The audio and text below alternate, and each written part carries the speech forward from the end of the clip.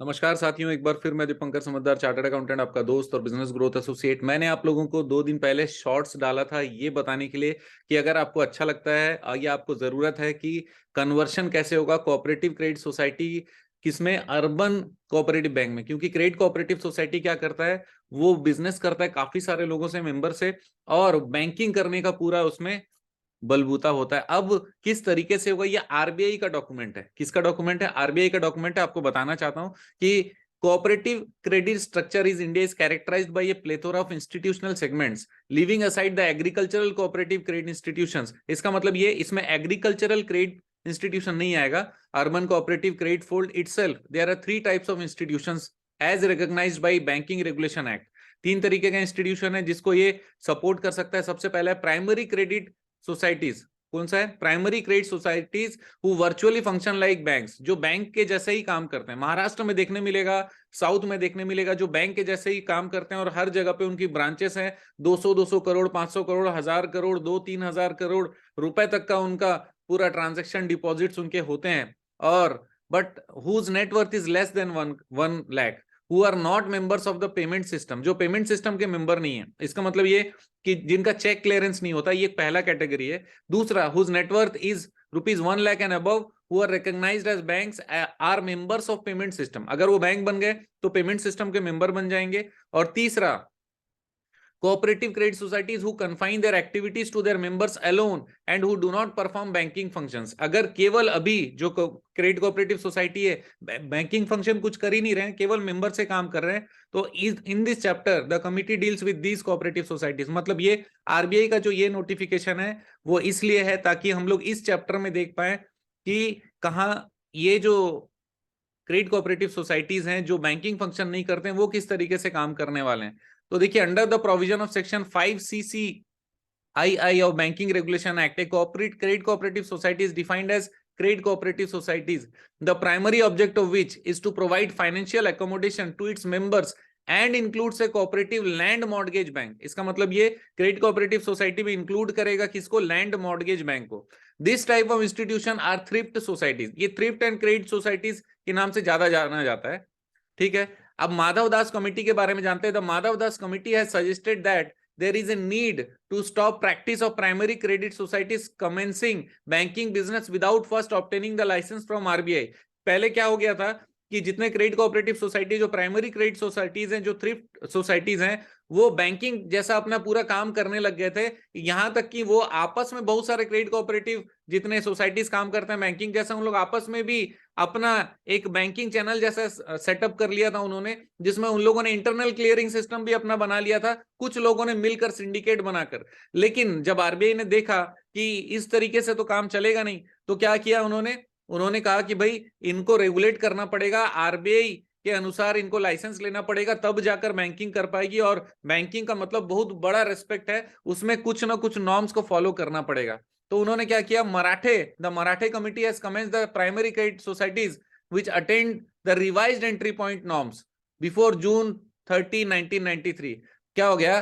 पहले कुछ नॉर्म्स इन्होंने बनाए, पहले कमिटी ने, किसने? माधव दास कमिटी ने कुछ नॉर्म्स बनाए। उसके बाद मराठे कमिटी ने भी, द मराठे कमिटी ने भी कुछ नॉर्म्स और बना दिए, एंट्री पॉइंट्स को और तगड़ा करते चले गए। क्योंकि आप जानते हैं आरबीआई क्या करती है, हमेशा एंट्री पॉइंट्स को तगड़ा करने का कोशिश करती है।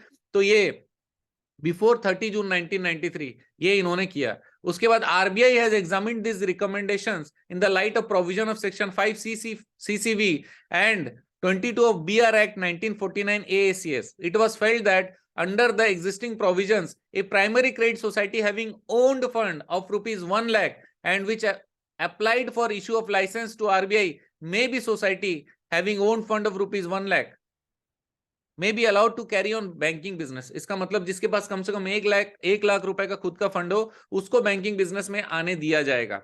फिर RBI policy stance on cooperative societies. Credit cooperative societies पे आरबीआई ने नया पॉलिसी में क्या किया? ये सारे रिक्वेस्ट मिले फ्रॉम न्यू कोऑपरेटिव सोसाइटी। बहुत सारी नई कोऑपरेटिव सोसाइटी ने कहा कि भाई हमको भी बैंक बनना है और कन्वर्शन करना है अर्बन कोऑपरेटिव बैंक में 1996 में। क्योंकि ये जो रिकमेंडेशन थे ये 1993 में मराठे कमिटी ने किए थे, एंट्री पॉइंट वाला। उसके बाद आरबीआई ने देखा कि भाई कुछ इसमें नॉर्म्स बताना पड़ेगा। फिर 1 लाख रुपए का उन्होंने कैपिटल का बताया। उसके बाद 1996 में काफी सारे इनके पास में एप्लीकेशंस आए। अब क्या हो गया, ध्यान से सुनिएगा। It was felt that denying conversion to well-run cooperative societies into urban banks while permitting conversion of primary credit societies into UCBs, मतलब urban credit banks was unfair. अब आरबीआई ने सोचा कि यार इतने लोगों को लाइसेंस नहीं देना भी गलत हो जाएगा अगर वो बहुत अच्छा काम कर रही, क्योंकि ये लाइसेंसेस होते ही इसीलिए जितने क्रेडिट कोऑपरेटिव, ताकि वो कम्युनिटी डेवलप करे, और ऑलरेडी वो कम्युनिटी डेवलप कर रहे हैं, ऑलरेडी उनके पास में बहुत सारे मेंबर हैं और वो मेंबर पूरा ट्रस्ट के साथ काम कर रहे हैं। अब क्या करें?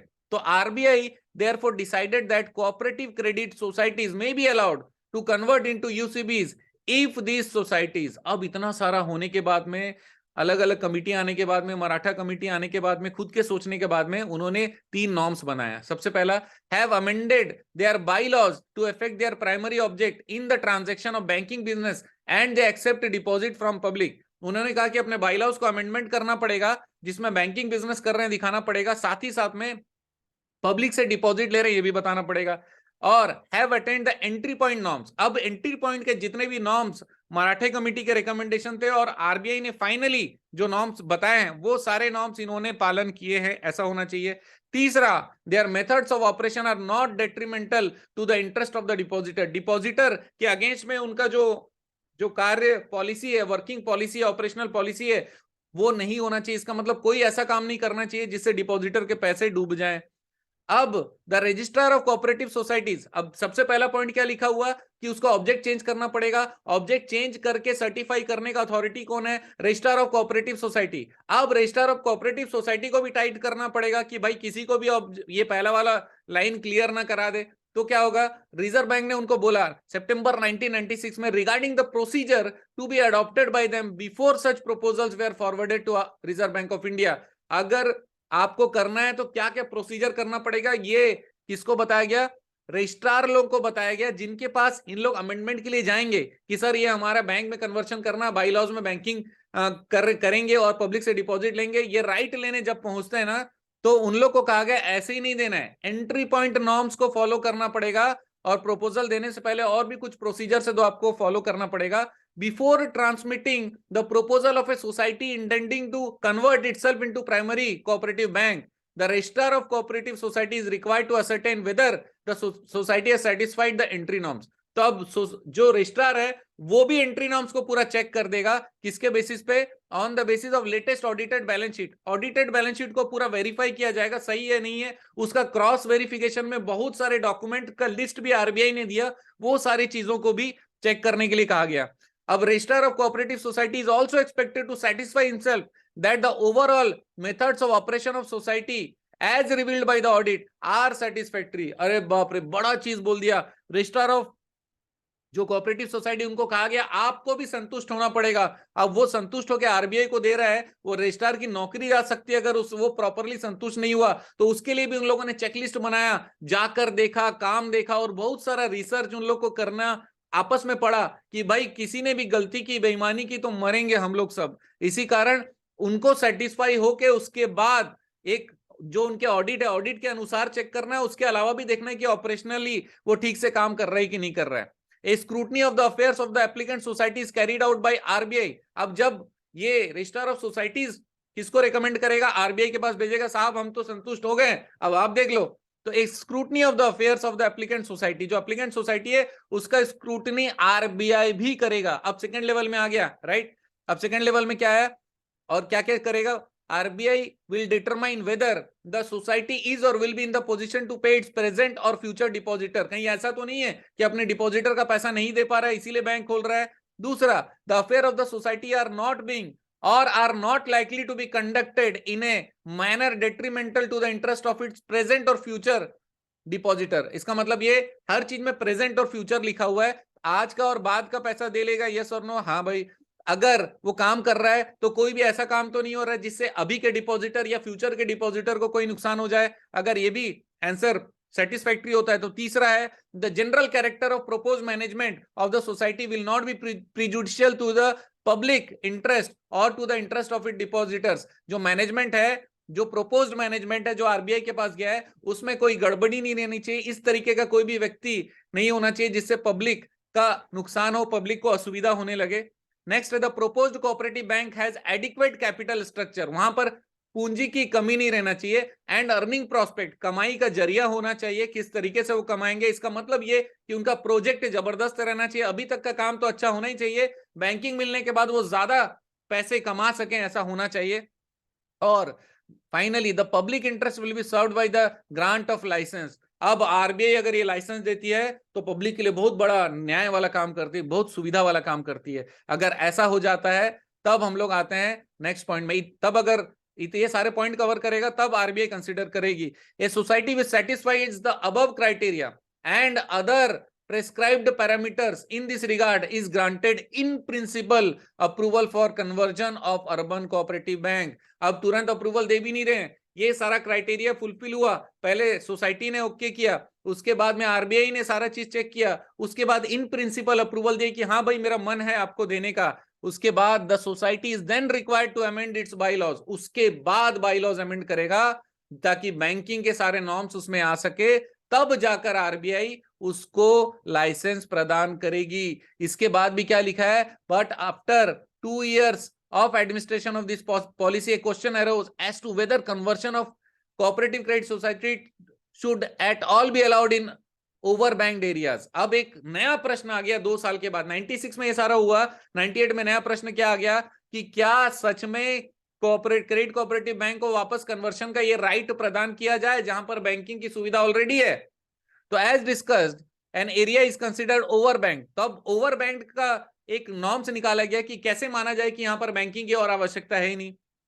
If average population is less then 10,000, right, तो पर बैंक ऑफिस, इसका मतलब है एवरेज पॉपुलेशन पर बैंक ऑफिस, हर एक बैंक के लिए 10-10 हजार पॉपुलेशन है अगर, तब ओवर बैंक नहीं है। 10,000 से कम है तो बोले हाँ ठीक है जगह है दूसरों के लिए, 10,000 से कम मतलब हर एक बैंक है उसके पास कम से कम 10,000 कस्टमर हैं। मान लीजिए 10 बैंक है और उस एरिया में 1 लाख का 1 लाख से कम कस्टमर है, ओवर बैंक। क्यों? क्योंकि एक बैंक के पास 10,000 कस्टमर भी अलग से नहीं है।